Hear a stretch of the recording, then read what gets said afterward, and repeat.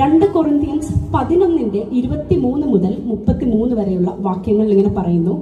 പൗലോസ് പറയുന്നുണ്ട്, ഞാൻ അധിക പ്രാവശ്യം തടവിലായി, അനവധി അടികൊണ്ടു, പലപ്പോഴും പ്രാണഭയത്തിലായി. യഹൂദരാൽ ഞാൻ 1 അടി 5 വട്ടം കൊണ്ടു, 3 വട്ടം കോലിനാൽ അടികൊണ്ടു, ഒരിക്കൽ കല്ലേറ് കൊണ്ട് 3 വട്ടം കപ്പൽ ഛേദത്തിൽ അകപ്പെട്ടു, ഒരു രാപ്പകൽ വെള്ളത്തിൽ കഴിച്ചു. ഞാൻ പലപ്പോഴും യാത്ര ചെയ്തു, നദികളിലെ ആപത്ത്, കള്ളന്മാരുള്ള ആപത്ത്, സ്വജനത്താലുള്ള ആപത്ത്, ജാതികളാലുള്ള ആപത്ത്, പട്ടണത്തിലെ ആപത്ത്, കാട്ടിലെ ആപത്ത്, കടലിലെ ആപത്ത്, കള്ള സഹോദരന്മാരാലുള്ള ആപത്ത്, അധ്വാനം, പ്രയാസം, പലവട്ടം ഉറക്കമിളപ്പ്, പൈതാഹം, പലവട്ടം പട്ടിണി, ശീതം, നഗ്നത എന്നീ അസാധാരണ സംഗതികൾ സംഭവിച്ചത് കൂടാതെ എനിക്ക് ദിവസേന സർവ്വസഭകളെയും കുറിച്ചുള്ള ചിന്താഭാരവും കൂടി ഉണ്ടായിരുന്നു. ഇതൊക്കെയാണ് അപ്പോസ്തലന്മാർ വചനം കേട്ട് യേശുവിനെ പിന്തുടർന്നപ്പോൾ കിട്ടിയ അനുഭവം.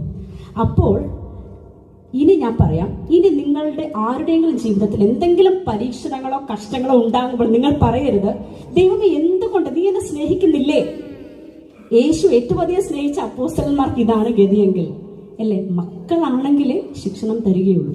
ഓരോ ചെറിയ കഷ്ടങ്ങൾ, ഇനി 2025 കടക്കുമ്പോൾ നമുക്ക് പരീക്ഷണങ്ങൾ ഉണ്ടാവും, ശിക്ഷണങ്ങൾ ഉണ്ടാകും, കഷ്ടങ്ങൾ ഉണ്ടാവും, ഇല്ലേ? പക്ഷെ എങ്കിലും ലോകത്തെ ജയിച്ച ഒരു ക്രിസ്തു നമ്മുടെ കൂടെ ഉണ്ടെന്നുള്ള ഉറപ്പിലാൽ, ആ ഒരു ഉറപ്പ് കൊണ്ട് 2025 കടക്കണം.